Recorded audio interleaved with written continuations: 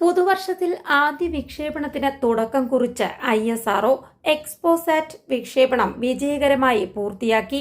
ഇന്ത്യയുടെ ആദ്യ x-ray polarimeter satellite ഇന്ന് രാവിലെ 9:10 വിക്ഷേപിച്ചത്.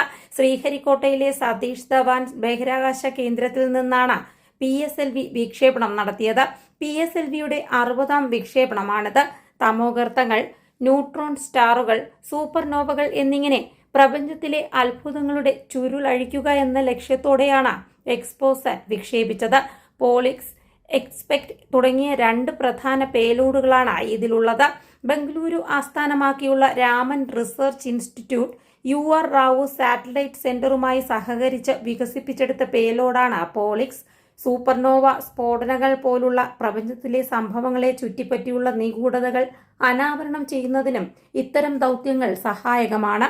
എക്സ്റേ ധ്രുവീകരണത്തിന്റെ അളവ് മനസ്സിലാക്കുന്നതിനുൾപ്പെടെ ജ്യോതിശാസ്ത്ര രംഗത്ത് വിദൂര ഗ്രഹങ്ങളെക്കുറിച്ച് പഠിക്കുന്നതിന് വളരെ നിർണായകമായ ചുവടുവയ്പ്പാണ് ഇത്.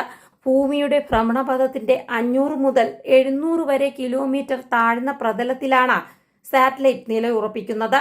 ബഹിരാകാശ എക്സ്റേ സ്രോതസ്സുകൾ പഠിക്കുകയാണ് എക്സ്പോസാറ്റ് ഉപഗ്രഹത്തിന്റെ ലക്ഷ്യം. ബഹിരാകാശത്തെ 40ഓളം എക്സ്റേ സ്രോതസ്സുകളെക്കുറിച്ച് വിവരം കൈമാറും. 5 വർഷമാണ് കാലാവധി.